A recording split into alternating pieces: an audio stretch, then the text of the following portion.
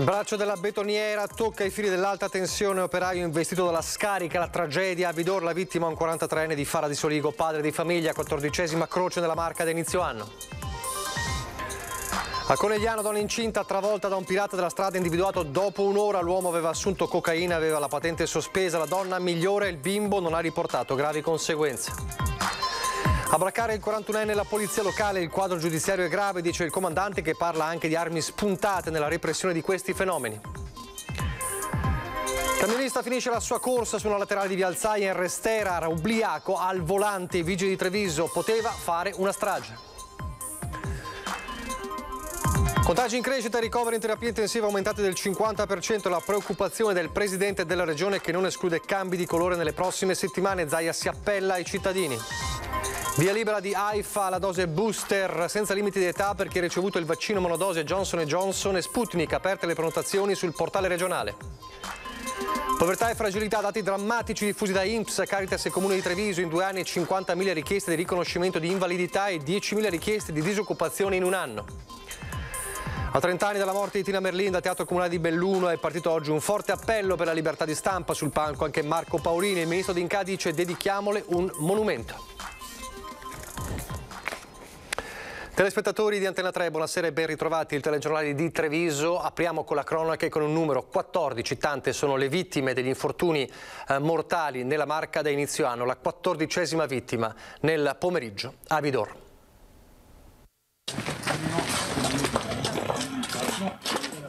Ore 17, la moglie di Valentino Zanutto, 43 anni, operaio edile, 14ª vittima sul lavoro dall'inizio dell'anno nella Marca, esce dai cancelli della Tordera, azienda che produce Prosecco a Vidor. Ha trascorso poco più di 2 ore qui, confortata dai 3 titolari dell'azienda insieme a carabinieri e tecnici Spisal. Torna a casa ora dai suoi bambini di 13 e 8 anni, senza il loro papà. Valentino, operaio di grande esperienza e professionalità, viveva con la famiglia a Fara di Soligo, da anni al servizio della ditta Mariotto, da 3 anni insieme al collega occupato nei vari cantieri dell'azienda vitivinicola, stava ultimando un piccolo muretto di recinzione. Oggi intorno alle 14 il tragico incidente. Il braccio della betoniera azionato dal collega via radio, secondo una prima ricostruzione dei carabinieri, si sarebbe avvicinato troppo ai fili dell'alta tensione, scaricando una scarica da 20.000 volt su Valentino, che ai piedi a terra stava gettando. Non doveva essere lì, troppo vicini alla linea, continua a ripetere la titolare della Tordera, che insieme al fratello e ad un dipendente subito si è precipitata sul luogo dell'incidente appena ha visto che era saltata la corrente. Hanno anche tentato di rianimare Valentino in attesa dell'arrivo dell'ambulanza, ma la scarica è stata troppo forte e per lui non c'era ormai più nulla da fare. Valentino Zanutto è morto folgorato sul colpo. Sul posto, oltre al SUEM e ai carabinieri di Valdobbiadene, anche i vigili del fuoco di Montebelluna e i tecnici dell'Enel per mettere in sicurezza la linea elettrica. Il manovratore della betoniera è sotto shock, è stato già ascoltato. Quante vite dovranno ancora spezzarsi prima che chi deve agire per cambiare la rotta faccia qualcosa? Durissime le parole di Mauro Visentina, segretario della CGIL trevigiana. È uno scempio che distrugge la vita dei lavoratori, devasta il futuro dei loro figli. Gli fa ex Massimiliano Paglini della CISL. Formazione e sicurezza nei cantieri, secondo i sindacati, ancora troppo carenti. E poi a Conegliano ieri sera la tragedia ha sfiorato una donna incinta di 28 anni travolta da un pirata della strada che ha divelto una pensilina. Pirata della strada individuato dopo un'ora. Oggi l'esame più atteso, la donna fortunatamente sta meglio e il bimbo non ha riportato gravi conseguenze. La gravidanza procede bene, il feto non ha avuto alcuna ripercussione. Dopo la grande paura si tira un sospiro di sollievo collettivo in via Einaudi a Conegliano, dove ieri sera un 41enne a bordo di una Renault Clio ha travolto una donna di 28 anni originaria della Nigeria, incinta alla 6ª settimana. Sono quasi le 7 quando l'uomo perde il controllo dell'auto e sbanda, finendo addosso a questa pensilina. La fermata 40. È qui che Deborah, questo è il nome della ragazza, sta aspettando il bus. Il boato smuove cittadini e passanti che lanciano subito l'allarme. Tra loro c'è la moglie di un residente, Maurizio Rigato. Ha chiamato il 118 e poi l'ha richiamata per sapere se la persona si muoveva, ma lei non si vedeva bene. Però gli altri poi è arrivata altre persone e abbiamo visto che si muoveva, insomma. Ecco. Si vedeva con tutto che sta come un batuffolo grande bianco, perché aveva un vestito bianco. Il 41enne albanese di origine residente a Vittorio Veneto però non si ferma e prosegue la sua folle corsa fino a un'officina di Susegana, dove lascia la macchina e cerca di scappare a piedi. Sono gli agenti della polizia locale a braccarlo a meno di un'ora dall'incidente. È in stato confusionale, sembra alterato. Una volta in ospedale per accertamenti emerge chiaramente la sua positività alla cocaina. Non solo, l'uomo è senza patente da un anno, da quando ubriaco provocò un incidente, anche lì con feriti. Dettagli che per chi ha assistito alla scena aggiungono sdegno alla paura. Si spera che la giustizia faccia il suo corso, perché è una cosa oscena che alle 6 di sera una persona faccia liberamente queste cose in giro. È stato visto il marito correre col bambino in mano, in braccio, e ho la pelle d'oca ancora adesso, è stata una cosa assurda. La famiglia di Deborah infatti vive a 50 metri dalla fermata in questa palazzina. Lo stesso marito, sentendo il boato, l'ha raggiunta, con lui anche il figlio della coppia. L'uomo per tutto il giorno ha fatto la spola tra l'ospedale e il comando dei vigili urbani in attesa di conoscere l'esito dell'esame sul feto. Il verdetto è arrivato nel pomeriggio e dirà dalle nubi della prima ora. Deborah, cosciente fin da subito, sarà probabilmente sottoposta a un intervento chirurgico al ginocchio. Altri esami radiologici sono in corso. Si deve valutare l'entità del trauma cranico riportato. Il 41enne è stato denunciato per guida sotto effetto di sostanze stupefacenti, fuga da incidente stradale, lesioni gravissime e guida senza patente. Come si fa ad andare via senza patente? Non lo so. Ecco. A braccare il 41enne è stata la polizia locale di Conegliano. Dobbiamo ancora capire quanta droga avesse in circolo. Il quadro giudiziario è grave, dice il comandante, che parla anche però di armi spuntate nella repressione di questi fenomeni. Negli esami preliminari è stato appurato che aveva un'assunzione di sostanze stupefacenti, nella fattispecie cocaina. Adesso aspettiamo l'esito del laboratorio di tossicologia forense per vedere il quantitativo di principio attivo che aveva nel sangue e capire appunto se questo stato di alterazione sia stato determinante nella condotta di guida. Sicuramente il fatto grave è di essersi dato alla fuga lasciando a terra la persona, quindi senza neanche soccorrerla. Il rosario di contestazioni nei confronti del 41enne albanese è destinato quindi ad aggiornarsi nelle prossime ore, quando saranno resi noti i risultati definitivi degli esami tossicologici. Non c'era alcol, ma tanta cocaina, questo è il sospetto, nel sangue dell'uomo che ha travolto la 28enne nigeriana che stava aspettando il bus in via Einaudi per poi scappare ed essere braccato a Susegana. Solo per miracolo lei e il bambino che porta in grembo sono sopravvissuti, e poi c'è quella patente ritirata un anno fa dai carabinieri. Era stata sospesa a causa di un incidente occorso lo scorso anno, un incidente comunque con lesioni gravi a una persona, e nella circostanza era stato appurato che si trovava sotto l'effetto di sostanze alcoliche, quindi da là è scattato anche il provvedimento di sospensione della patente. E sul perché sia possibile girare senza documento di guida, il comandante della polizia locale parla di come il sistema certo non aiuti. Dobbiamo anche confrontarci con delle norme che dal punto di vista punitivo sicuramente ci sono, però poi non danno spazio a dei meccanismi preventivi. Però mi metto anche nei panni dei magistrati o del pubblico ministero che deve lavorare con gli strumenti che ha, che ahimè alcune volte purtroppo sono armi spuntate. Non aveva droga nel sangue, ma alcol nel sangue invece l'autista di un mezzo pesante da 44 tonnellate, un 63enne serbo che ieri, per bocca della stessa polizia locale di Treviso, ha rischiato di fare una strage. Una bomba a orologeria. Non ha esitato a definirlo così il comandante della polizia locale di Treviso, Andrea Gallo. Un autotreno in balia del camionista ubriaco, un mezzo da 44 tonnellate che, se avesse impattato con altre auto, avrebbe potuto provocare una strage. Invece, fortunatamente, dopo lo zig-zag sulla carreggiata, ha finito la sua corsa invadendo una strada sterrata, una laterale di via Alzaia, in piena Restera. Erano le 15:45 di ieri pomeriggio. La manovra del conducente, un 63enne serbo, medesima nazionalità della targa del camion, ha comunque bloccato la circolazione per ore in quel tratto. Sul posto 3 pattuglie della polizia locale. Il serbo aveva un tasso alcolico di 2,4 quando la legge impone lo 0 per gli autisti professionali. In più, l'analisi del cronotachigrafo ha rivelato mancati riposi. L'uomo era quasi ubriaco ed esausto, un mix che avrebbe potuto essere micidiale. È stato denunciato, rischia un'ammenda complessiva di 9.000 euro e la sospensione della patente per oltre un anno. Solo alle 20 la circolazione lungo la strada è tornata alla normalità. La cronaca la riprenderemo più tardi, adesso torniamo a parlare del Covid e della preoccupazione per i contagi in aumento, tanta preoccupazione che lo stesso governatore Luca Zaia non esclude, se il trend dovesse essere questo nei prossimi 10 giorni, anche un cambio di colore del Veneto.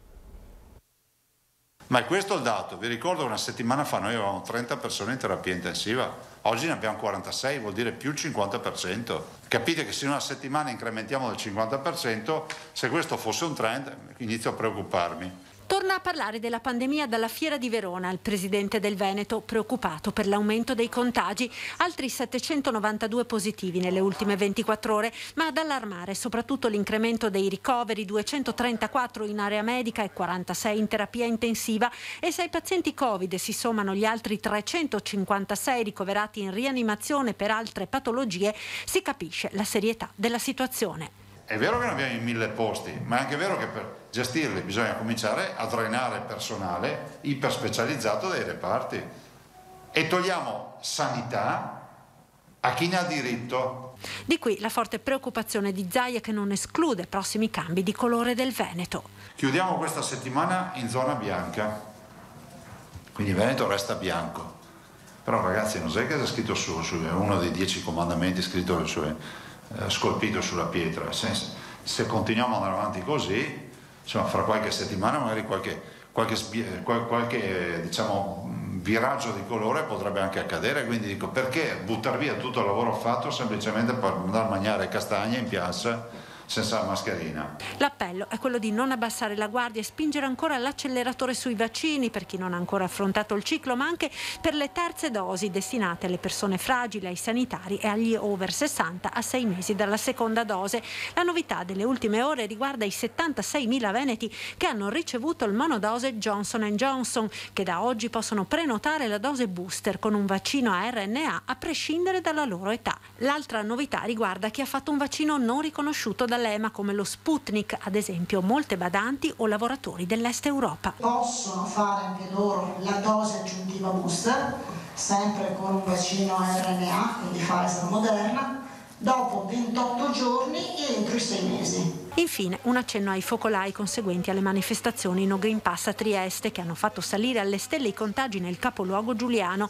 Impossibile sapere quanti dei positivi in Veneto siano da ricondurre a quelle manifestazioni. Viene fatto il contact tracing, ma poi sta nella disponibilità del singolo dire io sono stato a manifestare lì piuttosto che da un'altra parte, oppure dire non so dove l'ho preso. E intanto domani, lo ricordiamo, sabato 6 novembre sarà il Vax Day a Sarmede con il camper dell'ULSS 2 davanti al municipio dalle 9 alle 12:30 per la somministrazione del vaccino anti-Covid per tutti gli over 12 residenti sia a Sarmede sia nei comuni limitrofi. Sarmede, uno dei paesi con il maggior numero di non vaccinati in età lavorativa, era una notizia di qualche settimana fa. Potranno essere somministrate sia prima sia seconde dosi del ciclo di base, così come terze dosi sia booster sia addizionale. A disposizione dei cittadini anche la vaccinazione anti-influenzale. A proposito di vaccini, l'ipotesi sempre più vicina di un allargamento dei vaccini anche agli under 12, lo stesso commissario dell'emergenza Figliuolo spinge per questo probabile allargamento alla fascia 5 e 11 anni, resta però un dibattito tra la gente. Sentiamo i trevigiani. Per me sì, sono piccoli, però certo è difficile dire perché queste storie che succedono, speriamo.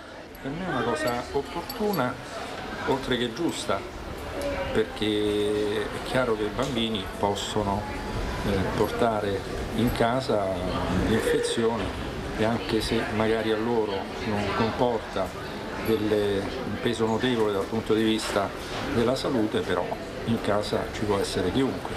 Secondo me è legittimo che vengano vaccinati anche i bambini per aiutare a uscire fuori da questa situazione. Certamente comprendo chi è contrario perché si ha paura, ma personalmente mi ritrovo a favore nella vaccinazione di chiunque, senza obbligare, infatti non è obbligatorio, però si sa che si va incontro comunque all'uso di tamponi. Penso che magari nel caso dei bambini si possa fare l'eccezione che se non i genitori non vogliono che si vaccinino, almeno i bambini non debbano essere obbligati a fare sempre i tamponi. È giustissimo. Come mai? Perché così guadagnano un sacco di soldi le case farmaceutiche. Dobbiamo vedere come evolve la situazione, perché qua mi sembra che non è che abbiamo risolto il problema, siamo ancora in alto mare, penso. E allora se questo serve a risolverlo, ben venga, però c'è sempre un punto di domanda. C'è anche il Covid, c'è anche la pandemia tra le cause della fragilità dei trevigiani. Una task force nata a livello regionale trova la sua prima applicazione proprio a Treviso, dove INPS, Comune e Caritas insieme vogliono trovare e aiutare tutte le famiglie e gli anziani che si trovano in condizioni di disagio, isolamento e povertà. Le cifre sono drammatiche. Per misurare il livello di fragilità di una città come Treviso basta guardare i numeri forniti oggi dall'INPS. Sono 5.800 le pratiche di reddito di cittadinanza in fase di evasione, 2.351 le pensioni sociali, 10.000 le NASPI, che sono indennità di disoccupazione. E poi ci sono le 20.622 domande di riconoscimento di invalidità, come da legge 104. Erano 18.250 nel 2020. Dentro questi nuovi numeri, che poi sono persone, ci sono anche 419 minori. Sono 20.000 e più istanze che sono pervenute al centro medico legale INPS, naturalmente in primo grado della ASL. Stiamo parlando di un'invalidità che può essere finalizzata all'indennità di accompagnamento o l'indennità di frequenza. Però attenzione, il fenomeno che stiamo riscontrando è che sono molti bambini stranieri, quindi c'è un grado di alta protezione sociale del nostro sistema italiano e questo non può che inorgoglirci. Sono numeri che danno ancora di più valore al protocollo firmato oggi tra INPS, Comune di Treviso, Caritas di Treviso e Vittorio Veneto, Centro per la Famiglia, Conferenza dei Sindaci dell'ULSS 2. Un protocollo operativo che assegna ad ogni soggetto un compito. L'obiettivo: trovare il disagio lì dove si nasconde, perché non c'è il coraggio o perché non c'è semplicemente la consapevolezza dei propri diritti. Innanzitutto avremo dei questionari anonimi che pervengono, quindi facciamo una mappatura della situazione, quindi economico, sociale, familiare, dopodiché creiamo un appuntamento che può essere o personale oppure anche a distanza, dopodiché vediamo se il soggetto ha diritto a una prestazione di natura previdenziale o sociale. Povertà che possono essere economiche, certo, tanti hanno perso il lavoro a causa della pandemia, ma anche educative e relazionali. Ci sono fragilità legate alla perdita di lavoro, ci sono fragilità legate anche alla condizione di salute di persone che quindi vivono questa dimensione con grande pesantezza, e poi quella che è la fragilità anche di senso educativa, quindi relazionale, più ampia, più umana, che porta le persone a chiudersi in isolamento e soprattutto anche per quanto riguarda le nuove generazioni a vedere con grande fatica il futuro, sia dal punto di vista professionale ma anche di vita. Continua lo scontro a distanza tra i sindaci, in particolare quelli trevigiani, e il rapper Fedez dopo il video, l'ultimo video di quest'ultimo, dell'ultima singolo del rapper Fedez. Oggi è tornato a parlare il primo cittadino di Treviso e presidente di ANCI Veneto, Mario Conte. Di certo noi il tempo per pisciare contro le persone in difficoltà non lo troviamo, anzi a volte ci dimentichiamo anche di farla, perché sono talmente tante le cose che dobbiamo fare che ci dimentichiamo anche di quello. È il sindaco di Treviso, a nome dell'ANCI e dei primi cittadini che si sentono offesi, a rispondere a Fedez. Nel video del suo ultimo singolo il rapper ha inserito l'immagine di un uomo con fascia tricolore che urina sopra lo stesso cantante steso a terra dopo essere stato brutalmente picchiato. Immagini forti che fanno discutere e non sono state apprezzate dai sindaci che si sono sentiti chiamati in causa. Se c'è un'istituzione dello Stato che è vicina alle popolazioni, e questa è proprio il sindaco, e quindi rappresentare in generale le istituzioni con la fascia tricolore crediamo fortemente che sia irrispettoso nei confronti, e parlo da presidente di ANCI, di quei 585 sindaci che servono la propria comunità, che hanno pianto insieme ai commercianti, che agiscono quotidianamente a favore dell'ultimo. Così Conte si rivolge direttamente al rapper. Quindi l'invito che faccio a Fedez è quello di avvicinarsi al suo sindaco e capire cosa significa fare il sindaco. Ecco che forse avrebbe scelto un'altra figura per rappresentare l'istituzione a livello generale. Nuova manifestazione contro l'affossamento del DDL Zan questa sera a Treviso. Un corteo è stato organizzato dall'associazione Non Una di Meno tra la stazione e il Duomo con passaggio in Piazza dei Signori. La marcia dei diritti è ancora lunga, afferma Melania Pavan, referente del sodalizio trevigiano, che si sta preparando alla manifestazione di Roma contro la violenza sulle donne in programma per fine novembre. Omofobia e violenza sulle donne sono problemi che ci riguardano da vicino, dobbiamo reagire. Il messaggio partito questa sera da Treviso. Torneremo a parlare di cronaca subito dopo la pubblicità.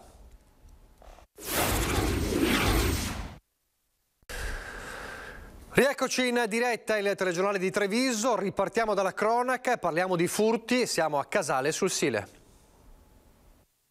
Qui invece riescono proprio a entrare. Esattamente, sì. Ora sono entrati. Ecco le immagini dei malviventi che si introducono dal terrazzo di casa Viscome a Casale sul Sile, immagini riprese da una telecamera di sicurezza dei vicini.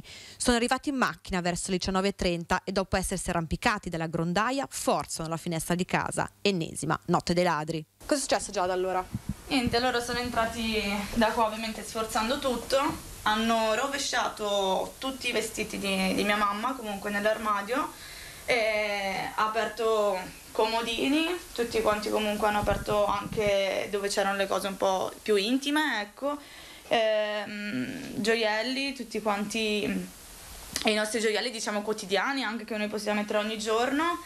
Hanno addirittura alzato il letto per vedere se c'era o non c'era magari qualche cassettina o qualche piccola cassaforte, e tutto quanto ovviamente era disteso sul letto. E nulla, qua comunque in camera era la parte dove sono concentrati di più. Difatti si vede anche molto nei video che stanno molto tempo qua.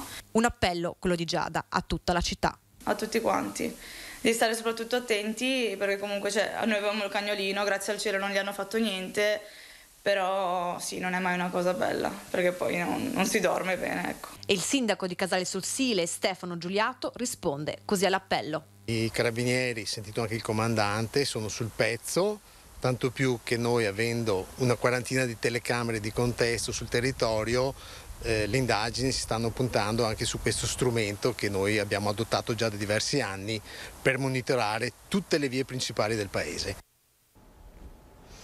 La politica, ieri sera in diretta abbiamo raccontato la nascita della nuova giunta di Conegliano. Ora vediamo come è andata fino alla fine nell'incontro alla Zoppa Arena.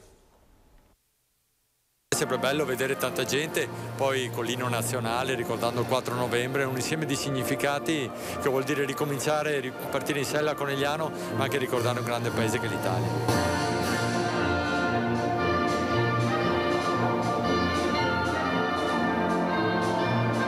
Tutti in piedi alle prime note dell'Inno d'Italia. Zoppa Arena di Conegliano, muniti di Green Pass, sono almeno 200 i cittadini che ieri sera hanno assistito al primo consiglio comunale del Chies bis, una giunta senza sorprese. Al Partito Democratico, con cui il dialogo era iniziato anzitempo, è andata alla presidenza del consiglio comunale, l'incarico vinto da Isabella Gianelloni con 18 voti contro i 6 della sfidante in quota Lega, Olga Rilampa. Siamo contenti perché siamo riusciti ad allargare come volevamo un ragionamento che sia un ragionamento amministrativo. Confermato il vice sindaco Claudio Toppan, il più votato. Del resto mantiene le deleghe precedenti, urbanistica, ambiente e lavori pubblici. Conferme anche per Gaia Maschio, ex assessore alla cultura e al turismo, si occuperà di welfare e politiche per l'inclusione. Gianbruno Panizzuti mantiene i referati legati all'infanzia e rapporti con le istituzioni scolastiche e agenda digitale. Nuovamente in squadra anche Claudia Brugioni. A lei i rapporti con l'UNESCO, turismo, mobilità, viabilità, trasporti e parcheggi. I volti nuovi sono tutti compagni fidati. Chiara Piccoli si occuperà di cultura, politiche di sviluppo della rete delle istituzioni culturali e museali.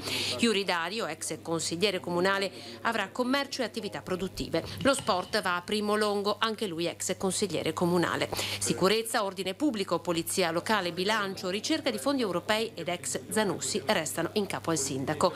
All'opposizione per la prima volta lo sfidante Pietro Garbellotto. Mi aspetto soprattutto una maggioranza che sappia aprire all'opposizione, perché non possiamo sempre lamentarci degli altri quando poi siamo i primi a non fare le cose che diciamo.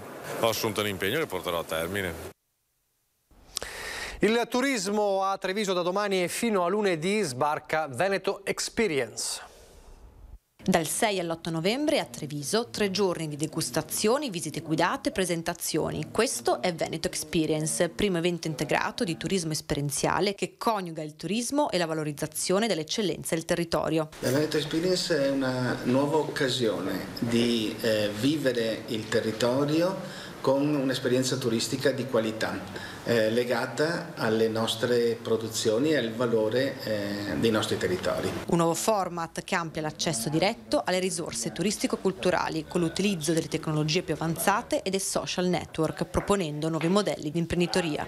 C'è sempre bisogno di innovazione, la digitalizzazione e il turismo, soprattutto di prossimità esperienziale, sono elementi che possono dare un'ulteriore marcia al nostro tessuto economico, marcia in più e anche svolta e sguardo verso il futuro. Il 6 e il 7 novembre protagoniste oltre 60 fabbriche del gusto della nostra regione, con show cooking, conferenze e laboratori. Lunedì 8 novembre invece, a conclusione del festival, un forum dedicato al turismo sostenibile nella prestigiosa cornice di Ca' de Carrarresi. Che tempo farà nelle prossime ore? Come ogni venerdì ce lo dice il generale Iannicelli. Un anticiclone più o meno variabile, più o meno intenso, continua a interessare le nostre zone. Certo, qualche volta si distrae, come è successo qualche giorno fa, e allora ne approfitta i sistemi perturbati con un po' di pioggia. Questa settimana, questo fine settimana resisterà più o meno e quindi garantirà un tipo di tempo abbastanza stabile. Certo, una stabilità tipica ormai del fine autunno, quasi inverno, ecco, dobbiamo intenderlo così. Quindi prevediamo più in dettaglio per Treviso, un po' per tutto il Trevigiano. Per domani inizialmente un cielo nuvoloso, anche normalmente molto nuvoloso, per nubi stratificate, ma una cosa molto passeggera. Poi sono ampie schiarite durante il giorno. Per domenica la nuvolosità sarà più insistente, più spessa, quindi i rastrellamenti saranno più difficoltosi. Comunque non sono previste delle precipitazioni. Il peggioramento arriverà lunedì, ecco nuova distrazione dell'anticiclone, passerà su un sistema perturbato, ecco le piogge saranno più o meno diffuse, nulla di eccezionale. È una cosa passeggera, infatti da martedì di nuovo tempo all'insegna della variabilità per tutta la settimana, quindi della nuvolosità, magari isolatamente qualche breve precipitazione, ma nulla più, quindi ancora tempo tutto sommato stabile.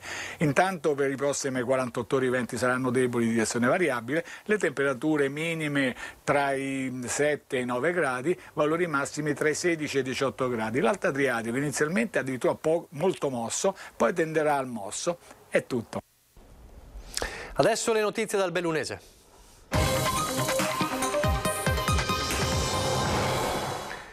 E c'è un nuovo capitolo dell'Odissea Ideal Standard. Il percorso è ancora lungo, ma il primo passo è stato giudicato proficuo dalle parti. Questo è il termine usato nella nota della Regione Veneto diffusa nel tardo pomeriggio, a margine del primo tavolo sull'Ideal Standard, dopo l'annuncio shock al Ministero del 27 ottobre con l'azienda intenzionata a chiudere lo stabilimento storico di prodotti sanitari della Valbelluna. 500 lavoratori a casa, il doppio se si guarda l'indotto. Sindacati, dirigenza aziendale, Confindustria Belluno Dolomiti, Mise si sono confrontati per ore, coordinati dall'assessore regionale al lavoro Elena Donazzan. Le parti hanno iniziato il confronto sulle condizioni necessarie per favorire la reindustrializzazione del sito produttivo con salvaguardia dei livelli occupazionali attraverso una ricerca strutturata di un soggetto industriale. Insomma, c'è la disponibilità anche da parte dell'attuale dirigenza a trovare un acquirente. Certo, serve un nuovo progetto industriale capace di stare sul mercato. Il tavolo si riaggiorna l'11 novembre sempre nella sede di Veneto Lavoro. Nel frattempo le parti approfondiranno gli aspetti tecnici. Si salvi la fabbrica o sarà lotta senza esclusione di colpi, la posizione ribadita da lavoratori e sindacati. E adesso al Teatro Comunale di Belluno, a 30 anni dalla morte di Tina Merlin, un evento nel quale si è parlato di Tina Merlin come un simbolo della libertà di stampa. Cercando di mettere lì dei dubbi, in maniera tale che Tina Merlin non diventi un stamatino, ma resti una giornalista con le difficoltà che diventano quindi più simili a quelle che oggi fa chi fa questo mestiere. Scandisce più volte la parola mestiere Marco Paolini, proprio lui che da Tina Merlin ha raccolto il testimone della memoria. Il vaillant su tutto, ma le vergogne dell'Italia non si fermano certo al cospetto della diga. Da qui l'importanza del giornalismo d'inchiesta oggi come allora. Tina Merlin è stata massacrata, querelata, vilipesa in vita per una grande inchiesta, perché aveva capito prima la tragedia che stava per scatenarsi in questa terra. Oggi accadono le stesse cose. Ogni giornalista o giornalista che indaga su mafia e corruzione viene colpito dalle querele bavaglio per colpirlo e impedire ai cittadini di sapere. A 30 anni dalla morte, Tina Merlin è stata ricordata così in un teatro comunale di Belluno pieno, soprattutto di ragazzi delle scuole superiori che da qui ai prossimi mesi approfondiranno la figura della cronista bellunese. Una prima pubblicazione è già pronta. Sarà un quaderno misto di saggi su tematiche che lei aveva affrontato, quindi la resistenza, quindi il Vajont, quindi le centraline e poi interventi di coloro che l'hanno conosciuta, che hanno lavorato fianco a fianco con lei. Nel corso della mattinata moderata da Tiziana Bolognani la proposta del ministro D'Incà. In qualche maniera credo che sia opportuno riuscire a lanciare questo appello per poter insieme vedere presente sul territorio bellunese, credo che sia il luogo migliore, una statua a memoria, un monumento a memoria di Tina Merlin che rappresenti costantemente per noi tutti un luogo simbolo. Una figura da ricordare con le opere ma soprattutto con i fatti. Speriamo che questo convegno riesca a dare quel messaggio che noi vogliamo, un messaggio di libertà di informazione, di partecipazione civile e soprattutto che la gente capisca che un'informazione libera è patrimonio di tutti. Ci fermiamo qui, vi lascio alle previsioni del tempo, grazie per averci seguito, arrivederci.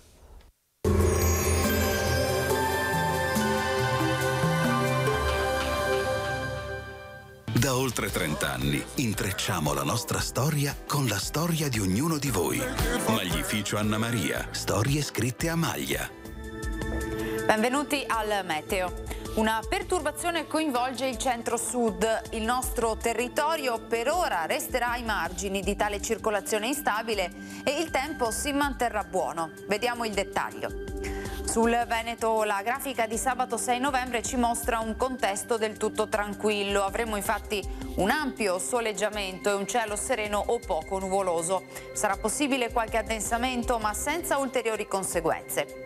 Venti moderati nord-orientali, temperature stazionarie o in locale lieve variazione, minime tra 2 e 10 gradi, massime comprese invece tra gli 11 e i 15 gradi all'incirca. Ci spostiamo ora sul Friuli Venezia Giulia, anche qui prevale il sole, sarà asciutto e stabile dappertutto, il cielo sarà limpido o velato. Temperature minime tra 4 e 10 gradi, massime sui 13-15 gradi. Infine diamo uno sguardo alla situazione del Trentino Alto Adige, dove avremo una splendida giornata soleggiata e senza piogge, il cielo sarà sgombro da nubi. Temperature minime intorno ai 2 gradi, massime sui 13 gradi all'incirca. Dal Meteo di Antena 3 per ora è tutto, grazie per l'attenzione e arrivederci.